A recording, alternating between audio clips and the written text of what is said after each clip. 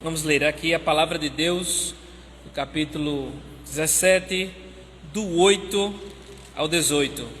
Diz assim a palavra do Senhor: A besta que viste era e não é, está para emergir do abismo e caminha para a destruição. E aqueles que habitam sobre a terra, cujos nomes não foram escritos no livro da vida, desde a fundação do mundo, se admirarão, vendo a besta que era e não é, mas aparecerá. Aqui está o sentido que tem sabedoria. Aqui está o sentido que tem sabedoria. As 7 cabeças são 7 montes, nos quais a mulher está sentada. São também 7 reis, dos quais caíram 5 e um existe, e o outro ainda não chegou. E quando chegar, tem de durar pouco. E a besta, que era e não é, também é ele o 8º rei, e procede dos 7. E caminha para a destruição. Os 10 chifres que viste são 10 reis, os quais ainda não receberam reino, mas recebem autoridade como reis com a besta durante 1 hora. Tem estes um só pensamento e oferecem à besta o poder e a autoridade que possuem. Pelejarão eles contra o Cordeiro, e o Cordeiro os vencerá, pois é o Senhor dos senhores e o Rei dos reis. Vencerão também os chamados eleitos e fiéis que se acham com ele. Falou-me ainda: as águas que viste, onde a meretriz está assentada, são povos, multidões, nações e línguas. Os 10 chifres que viste e a besta, esses odiarão a meretriz e a farão devastada e despojada. E lhe comerão as carnes e a consumirão no fogo. Porque em seu coração incutiu Deus que realizem o seu pensamento e executem a uma e deem à besta o reino que possuem, até que se cumpram as palavras de Deus. A mulher que viste é a grande cidade que domina sobre os reis da terra. Irmãos, nós estamos na parte mais enigmática de Apocalipse. Vou dizer para vocês que não foi tão fácil, estudar. Eu vou me livrar de toda e qualquer especulação, tá? Você não vai ouvir essa noite quem é o rei tal, quem é o segundo rei, quem é o quinto, quem é o 8º, quem é o 10º. Pelo amor de Deus, porque isso sempre vai dar errado, tá? Porque eu vou sempre falar o que eu acho e não o que a Bíblia está dizendo. Então, o que não foi revelado, não há como a gente entrar nesse mérito, não, tá bom? E assim, o que está mostrando, nós vamos chegar lá, esse sistema numérico tem significado. Então precisamos atentar o que isso significa também para nós. E esses montes, reis, meretriz, tudo isso são sistemas que o mundo já está vivenciando. Nosso Senhor, o Espírito Santo, aliás, através de João, 1 João, lá que o mundo jaz no maligno, está morto, enterrado, de fato. Ou seja, não presta mais para nada, está em estado de decomposição. Então, todas essas coisas feias que a gente vê aqui, não são literais, são apenas símbolos de mostrar a ferocidade, a maldade, a iniquidade e tantas outras coisas que nós já estamos vendo, coisas que estão acontecendo e coisas que a gente está prestes a ver ainda, em breve. Irmãos, esse é o 6º ciclo de Apocalipse, penúltimo ciclo. Já falamos todas as vezes, repetimos. Apocalipse lê como se fossem 7 livros, mais ou menos isso. Uma carta que se repete 7 vezes a respeito da primeira vinda de Jesus até a sua segunda vinda e consumando com o fim de todas as coisas. Tá bom? E aqui, desde o capítulo 17 até o 19, é o 6º ciclo. Tá bom? O 7º é do 20 ao 22. Nós vamos ver nesse capítulo aqui também que há repetições antes, que houveram nos capítulos anteriores, nos ciclos anteriores, repetições, e também do próxima sessão Por exemplo, Apocalipse capítulo 20 é a prisão de Satanás. Mas ali é um outro ciclo que começa, da repetição da história. Aí a gente vai ver aqui, que tem a ver aqui com o 20 também, logo no início, né? Então aí, irmãos, a mulher vestida de vermelho, escarlate, né? E ela é o terceiro aliado do dragão, Satanás. A mulher e a besta. Nós vamos focar aqui agora nessa besta. É a mesma do capítulo 13, dos outros ciclos lá anteriores. A besta que sobe do mar é a mesma, tá bom? É a mesma besta lá de Daniel também, um animal feroz. O diabo tentou a Jesus, oferecendo-lhe todos os reinos do mundo, se ele o adorasse. Está lá em Lucas 4, 5 a 7. Jesus, porém, recusou-se. Quando o Senhor estava para subir ao céu, ele pronunciou seu discurso de entronização, dizendo: toda autoridade me foi dada no céu e na terra. Mateus 28, 18. Com essas palavras, ele indicou que Satanás perdeu a batalha e que Jesus exerce domínio supremo sobre todas as coisas. Nessa batalha, uma das cabeças da besta foi fatalmente ferida, porém foi curada, falsamente curada. Está lá descrita lá no capítulo 13, versos 3, 12 e 14. Jesus venceu e o nosso inimigo, ele perdeu o posto de acusador. Lá no capítulo 12, está lá, ele perde para o povo de Deus. Na batalha seguinte ele perde para os anjos, e depois perde para o povo de Deus de novo, para a mulher, né, vestida do sol. E em seguida ele levanta outros comparsas dele. Quem são esses comparsas? 2 animais terríveis, a besta que sobe do mar e a que sobe da terra. Então são animais mitológicos, né? A imagem é utilizada em animais mitológicos, né? Dragões, bestas, grandes animais monstruosos, para exemplificar como é terrível, maldoso e horroroso este mundo. E assim, mesmo assim, o nosso Senhor, ele tem esse domínio, ele venceu, e nós que estamos com ele estamos vencendo, até mesmo se estivermos nos deparando diante da morte. Irmãos, no verso 8 é interessante que a besta que viste era e não é, está para emergir do abismo e caminha para a destruição. Isso aqui, ele está pré-anunciando um outro ciclo.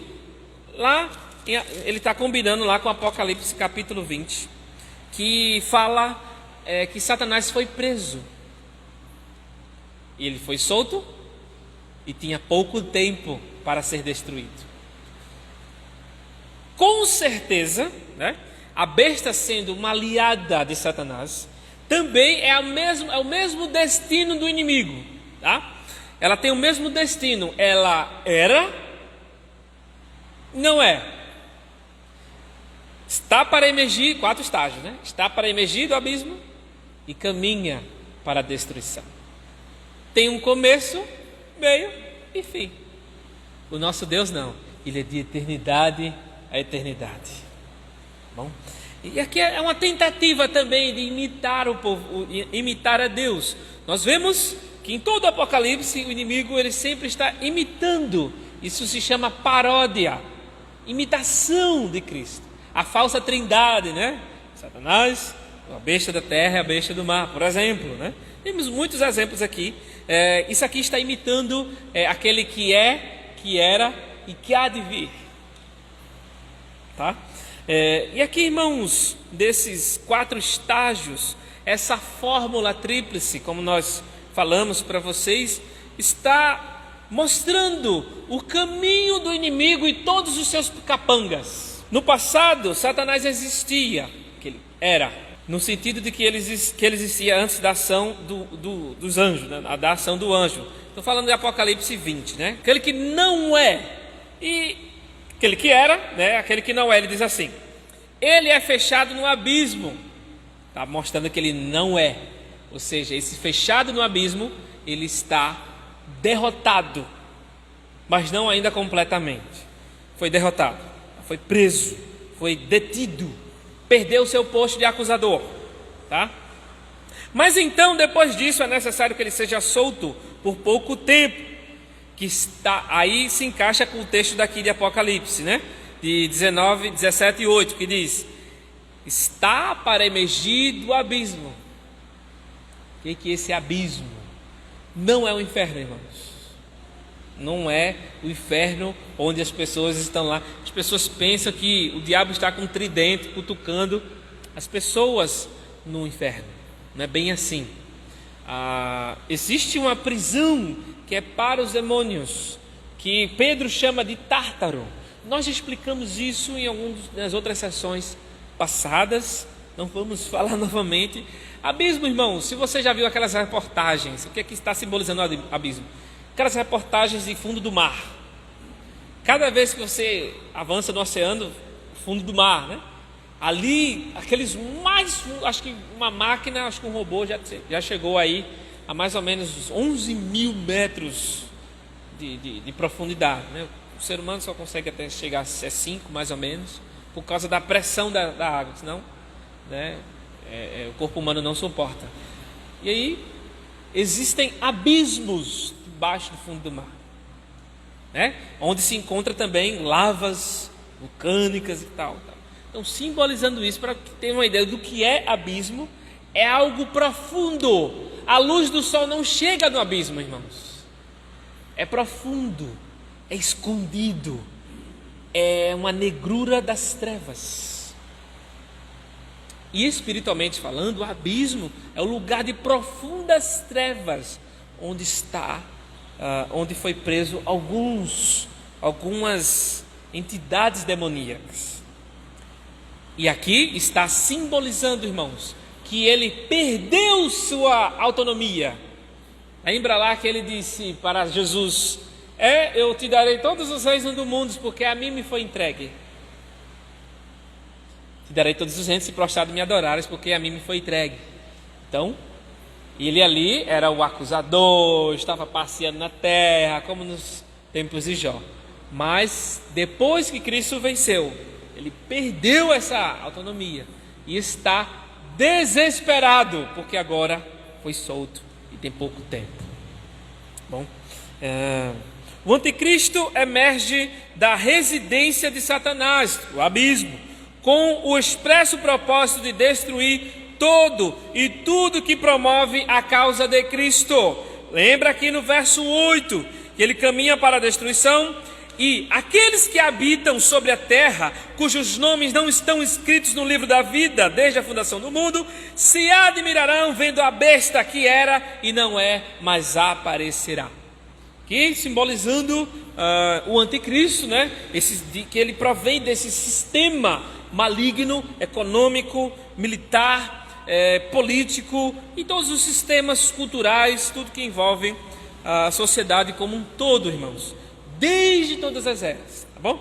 Então isso não é uma época que vai surgir. Sim, um anticristo escatológico final irá surgir, né?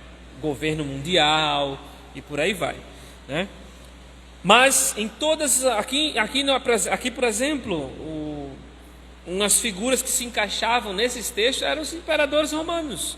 Domiciano era um imperador muito perverso na época de João.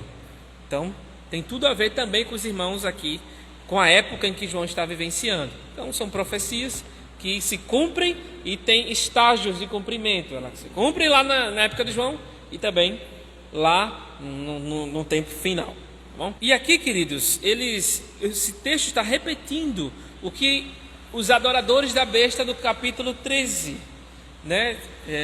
Os que não estão escritos no livro da vida, que foi escrito desde a fundação do mundo.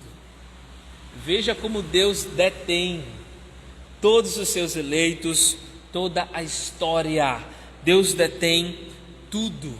E aqui, queridos, pessoas que já não queriam saber do Senhor mesmo, elas estão a todo vapor dando suas vidas por esse sistema perverso, maligno, e que infelizmente adentra as portas das nossas igrejas e também bate na porta do nosso coração. Esse sistema maligno está presente em tudo que é lugar, em tudo que é coisa.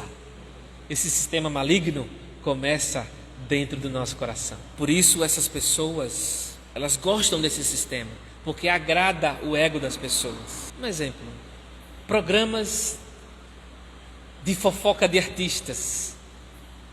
É mesmo que normal as pessoas fofocalizar, falar, comentar, Big Brotherzar. As pessoas gostam e se alimentam da iniquidade. E isso é alimentar o cachorro ruim. Se você na sua casa alimenta um cachorro ruim, ele vai ter força para lhe morder, né? Se alimenta o cachorro bom, ele vai ter força para lhe defender. É só um símbolo, viu, irmãos? Não é nada literal, é só um símbolo, né? Então aqui, irmãos, só uma pincelada no que esse sistema é.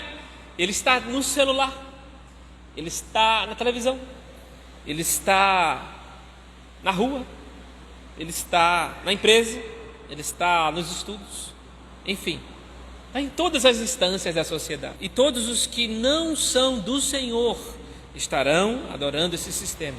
Mas não se esqueçam, irmãos, o Apocalipse foi escrito para a perseverança dos crentes, para mostrar que a vitória é certa, em nome de Jesus. Porém, o próprio Jesus avisou que nos últimos dias o amor de muitos se esfriará por causa da multiplicação da iniquidade. E como já falei aqui anteriormente, iniquidade é o sistema, é a institucionalização do pecado. É o pecado normatizado e normalizado na vida das pessoas. De modo que as pessoas começam a achar tudo normal, tudo tranquilo. Nós estamos vendo. Esse negócio de LGBTQIA+, a gente sabe que é falso, que não está na Bíblia, que vão deturpando, e que Bíblia do homossexual, nós estávamos discutindo aí no grupo da igreja, né? Teologia inclusiva, tal. Isso aí ainda é fichinha, irmãos. Tem tantas outras coisas ocorrendo ao mesmo tempo que sorrateiramente conquista o crente. E Jesus falou também que, se possível, enganariam até os escolhidos. Ou seja, a vigilância precisa ser 24 por 48 por 72 horas, o tempo todo, porque o inimigo ele tem pouco tempo sobre a terra e está para a destruição, e ele quer destruir ao máximo. E nós vemos isso nas nossas comunidades, na nossa parentela. E nós somos sacerdotes que estamos aqui, nós também existimos para exercer fielmente o sacerdócio, de interceder pelas pessoas, de servir as pessoas, de servir a Deus, né, principalmente, acima de tudo. Irmãos, quando ele diz aqui que elas se admirarão vendo a besta, eles adorarão, contemplarão. Nossa, isso é fabuloso, isso é ótimo, porque agrada ao ego das pessoas. As pessoas estão acostumadas com o sistema errado, né? Infelizmente. Imagine se uma pessoa, você passa na frente de uma previdência social, uma pessoa lhe oferece: olha, vem aqui se aposentar, que eu te aposento e te dou três salários. Eu fico só com 2 salários e o resto é teu. Isso acontece, irmãos. Já nos ofereceram isso. Eu com meu pai para se aposentar. As pessoas oferecem. Não, fera. Vamos pelo que é correto, pelo que as escrituras mandam. O sistema é assim, está tudo normal. Irmãos, no versos 9 e 10, né, diz assim: aqui está o sentido que tem sabedoria, as 7 cabeças são 7 montes, os quais a mulher está sentada, são também 7 reis. É o duplo sentido, né, da profecia, né? Então, 7 montes, irmãos. Por que 7 montes? Tem muito a ver. A maioria dos autores, né, dos teólogos, confirmam que a partir do Marcus Terentius Varro, ele é um escritor, né, latino, em Roma, escrevendo no 2º século a.C., parece ter sido o primeiro a usar a expressão septomontium, ou seja, em latim, 7 montes, ou 7 colinas, como referência a Roma. Então, Roma é conhecida no mundo secular como a cidade dos 7 montes.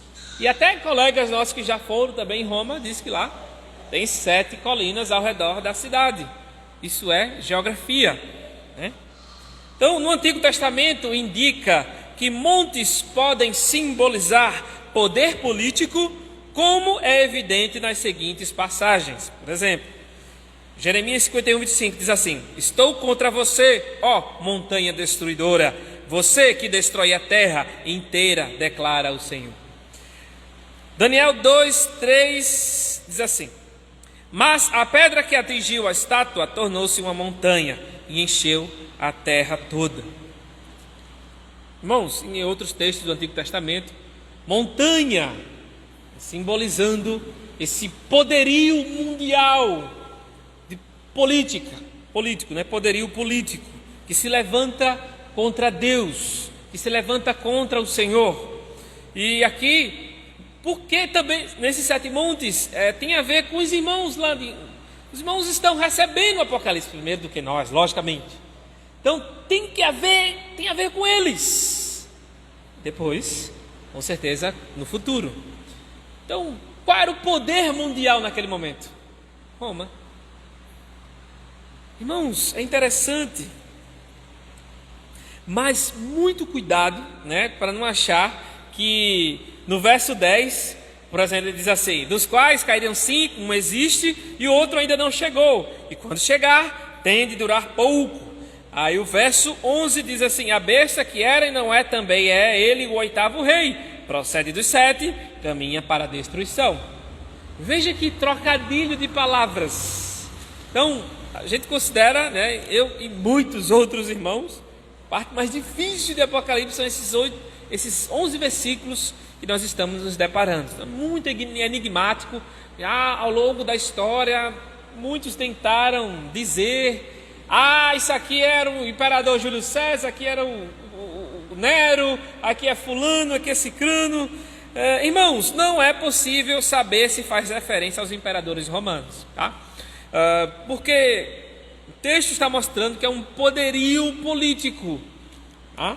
Sim, na época de João faz sentido para eles, mas em todas as eras também tem esse símbolo, em todas as eras, esse poder político. Irmãos, nós não podemos dizer aqui que, por exemplo, né, os imperadores romanos, aqui o Domiciano é o 12º. O surgimento do Império Romano foi antes de Cristo. Então começou com Júlio César, 44 antes de Cristo, até Domiciano, 96 depois de Cristo. Então tem 12. E se 5 caíram, um existe. A partir de qual a gente vai contar? Vai contar a partir de Nero? Vai contar a partir de Galba? De Vespasiano? De Tito? Não sabemos. Não sabemos, né? Então nós não vamos entrar nesse mérito de quem é o que aqui, tá? Mas uma coisa é certa, irmãos: César. Um César é um dominador, um ditador, um senhor, tá? Então todos os imperadores tinham o nome César. E é incrível que, simbolizando o poderio romano aqui, é interessante que depois do Império Romano caiu em 467, depois disso o Império Romano espiritual continua. com a Igreja Católica Romana, o sistema poderio, né, de religioso e político ao mesmo tempo. Mas não podemos dizer, é a Igreja Católica, mas faz parte desses poderes mundiais, tá? Por exemplo, em russo, czar, o Putin é um czar, que é um César. Ele está desde 1999 no poder.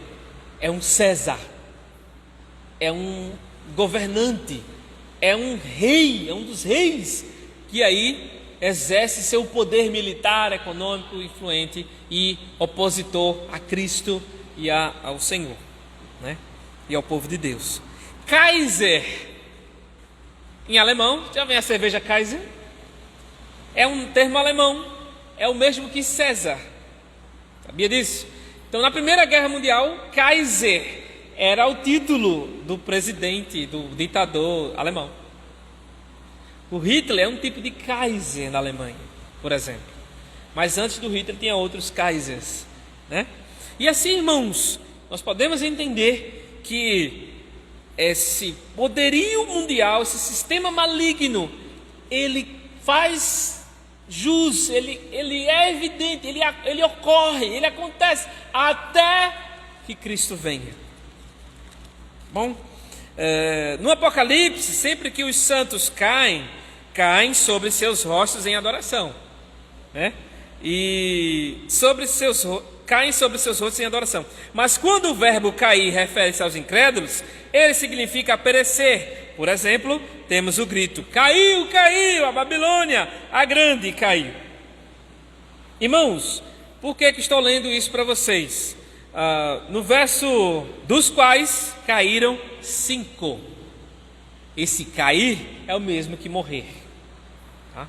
Então os poderes deste mundo, eles se levantam e caem, se levantam e caem, e o Senhor permanece para todo o sempre.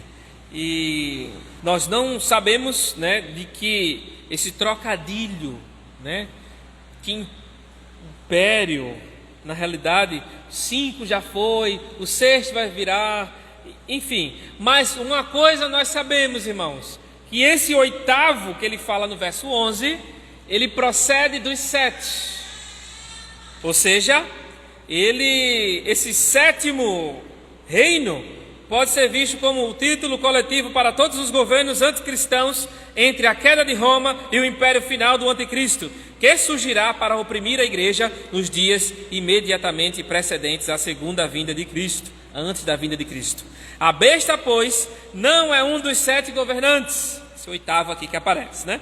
Pois esse 8º é descendente dos 7, proveniente deles, mas é a concentração de tudo o que é mal. Ou seja, esse 8º aqui é a concentração de todos esses poderes malignos, é o anticristo. É a concentração de tudo que é mal. Ela, né, essa besta, é o anticristo que é destruído pelo Cristo vitorioso. Bom, e aqui, irmãos, como já li no verso 12, esses 10 chifres na Bíblia, poderes, tá? E o anjo dá a interpretação para João dizendo que são 10 reis, 10 poderes. Nós não podemos imaginar que o rei é o fulano de tal país, é o fulano de tal país. Não tem como fazer isso. Podemos afirmar que o número 10 em Apocalipse, especialmente, é um número que denota o símbolo da maldade, do poderio dos homens maus, a completude dos homens maus, a perversidade deles contra o Evangelho, contra Deus. E aqui, irmãos, por que ele diz em 1 hora, com a besta durante 1 hora? Como assim? Nos números em Apocalipse nós não podemos tomar por literais, sempre vão ser simbólicos. E 1 hora não é 60 minutos, irmãos. Os poderes, quer dizer, a brevidade do tempo que eles estarão dominando. Irmãos, comparem 2000 anos de história, dizendo depois de Cristo, né? Com toda a eternidade. Tente comparar. Não é nada. É tão breve. Para Deus é isso. O tempo de vida desses homens, desses poderes, é tão mínimo, nem se compara. Aí Deus comparou o quê? A 1 hora. O que é 1 hora? Nada. Está entendendo? Então, irmãos, refere-se à limitação desses poderes, dessas pecaminosidades, desse mundo, desse sistema político, econômico, militar, cultural, por aí vai, né? Tudo que se levanta contra o conhecimento de Deus. Então, ele diz aqui também no verso 13: tem estes um só pensamento e oferecem à besta o poder e a autoridade que possuem. Um só pensamento, ou na sua Bíblia deve ter um só propósito. Algumas Bíblias também tem um só propósito, todos eles. Quais são o propósito dele? Eles exercem sua oposição em todos os segmentos e setores da vida, irmãos. Esse propósito é de contrariar tudo aquilo que há de bom em Cristo, tudo aquilo que é proveniente de Deus, do Evangelho. Ou seja,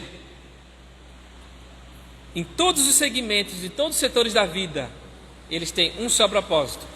Tanto no governo, na política, na aplicação da lei, comunicação, na indústria, no comércio, na educação, na mídia, no serviço legal, no serviço médico, no trabalho, na arte, nos esportes, no entretenimento, em todas as áreas. O grande propósito desses poderes é de perverter a humanidade, é de perverter aquilo que Deus fez, aquilo que Deus está fazendo.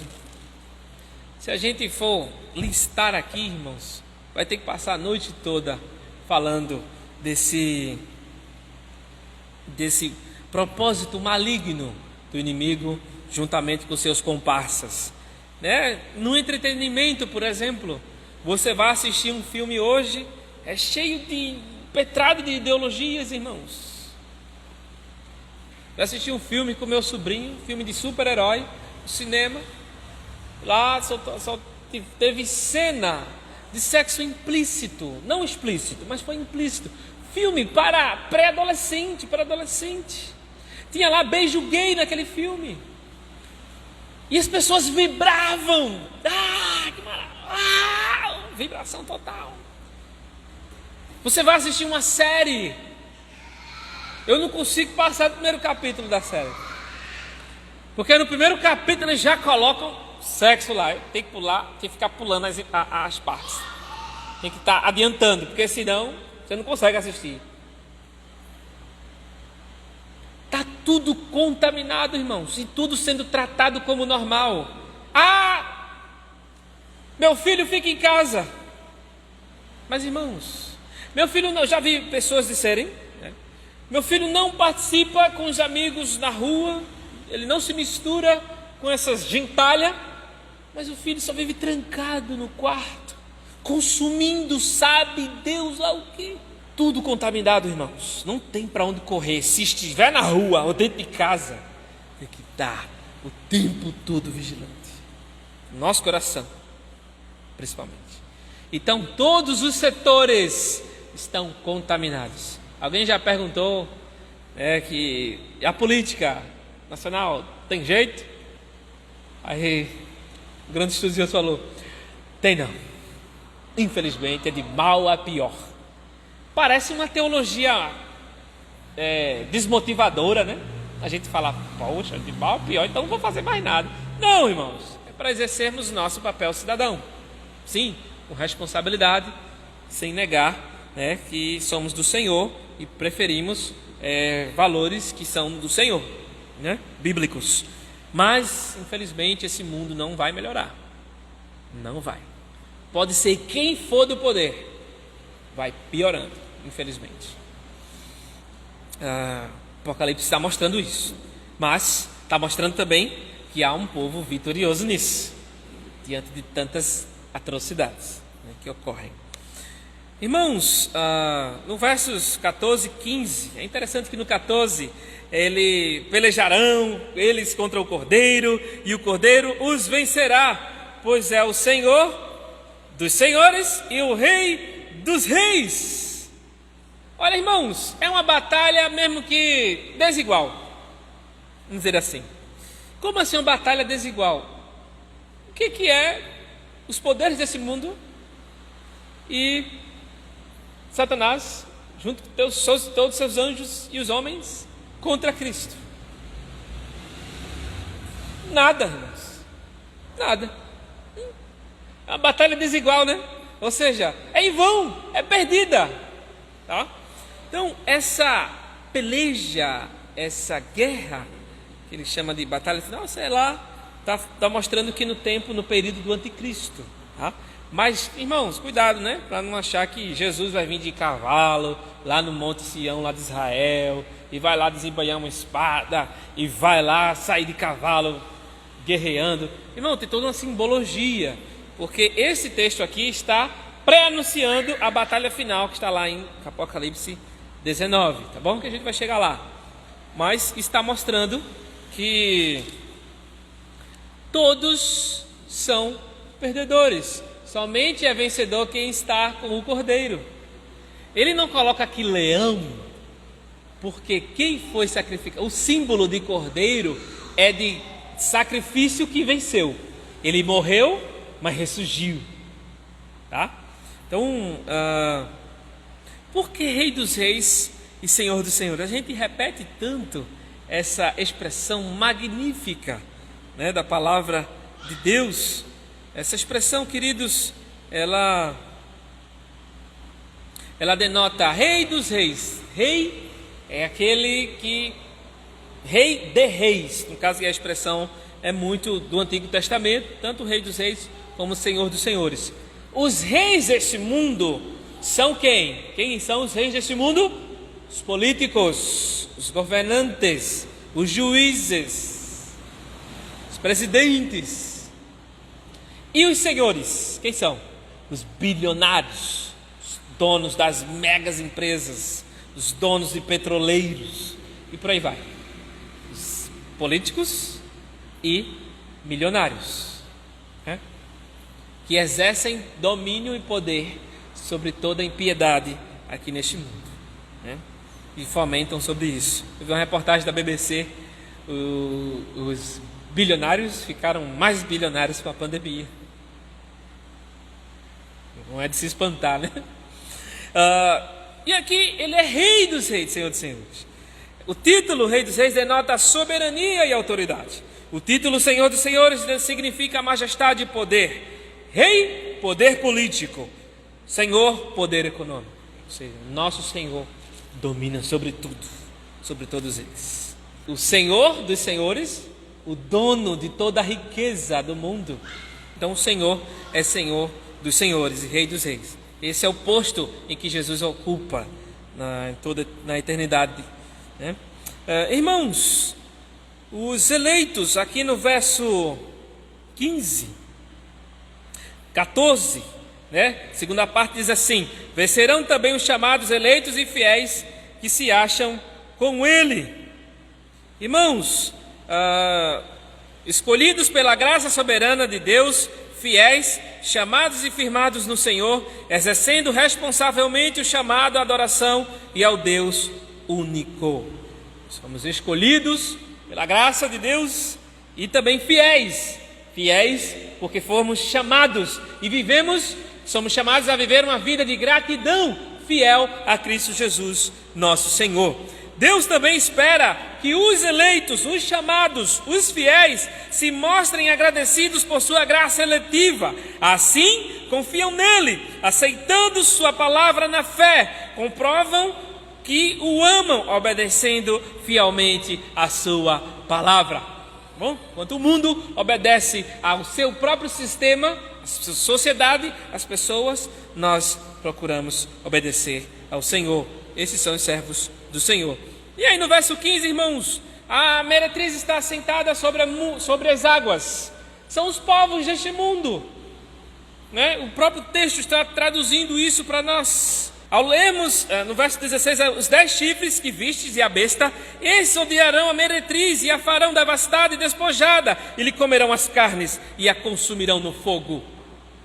Como assim? Satanás brigando com Satanás? A gente pensa logo nisso, né? Como é que está um brigando com o outro? Como é que pode? Irmãos, como nós tratamos na exposição anterior, esse sistema, né, pervertido, cultural, demoníaco, hedonista, prazer pelo prazer, tá? É o símbolo dessa grande meretriz, tá? Em que os reis deste mundo, os poderosos e toda a população está envolvida, todos aqueles que não são do Senhor, tá? Mas o que está denotando mais aqui, irmãos? Os reis se colocando contra, essa besta colocando-se contra, derrubando essa mulher, né? Interessante. Não existe, irmãos, verdadeira aliança entre as trevas. Ninguém confia em ninguém. Não há amor, mas ódio. Não há bons pensamentos, mas interesses individualistas. Ou seja, é cada um por si. Um quer devorar o outro. Esse mundo é assim. Você vê, a gente estava conversando um dia desse, né, sobre pessoas, né, do tráfico que conhecíamos e tal. As guerras do tráfico. Elas fazem aliança e eles mesmos se matam entre eles. Eu tive colegas que amigos deles encurralaram, fizeram uma emboscada e o mataram. Tantos. E eles conquistam, mas depois se matam entre si. Mesma coisa, os poderes das trevas deste mundo. Eles conquistam espaço, mas eles se estranham, porque eles não se amam, eles se odeiam. Tá? Então, o ódio dos poderosos nos prazeres da terra será uma espécie de frustração cabal. Era uma falsa união entre os poderosos, o sistema maligno desse mundo, desses homens, e o sistema hedonista, né? O sistema do prazer pelo prazer, que a Babilônia está representando, a mulher está representando. E o próprio verso 17, que diz que Deus, porque em seu coração incutiu Deus que realizem o seu propósito. A história, queridos, está obedecendo a um cronograma divino. A um cronograma que Deus está tomando conta e responsabilizando os malvados. Então Deus está executando o seu propósito na terra, está em pleno controle sobre as forças do mal. E assim, irmãos, no verso 17 ainda, e executem e deem à besta o reino que possuem, né? No verso 18, no verso 17 ainda, até que se cumpram as palavras de Deus, até que se cumpra o seu propósito. A mulher que viste é a grande cidade que domina sobre os reis da terra. Veja, irmãos, esse trocadilho, só para finalizar. No Apocalipse, uma é a Nova Jerusalém, uma mulher é a Nova Jerusalém, que desce do céu, da parte de Deus, e a outra é a cidade do mundo controlada por Satanás e conhecida como Babilônia a Grande. Essas duas cidades têm seus próprios cidadãos, seus próprios governos e leis, e seus próprios destinos. Uma é a cidade da luz, a outra é a cidade das trevas. Uma é conhecida por sua pureza, a outra por suas fraudes. Numa, Deus e o Cordeiro habitam com seu povo, e na outra residem Satanás, os anjos apóstatas e seus seguidores. Isso resume muito bem o que é essa grande cidade do prazer, que aí está simbolizado por essa mulher em Apocalipse 17.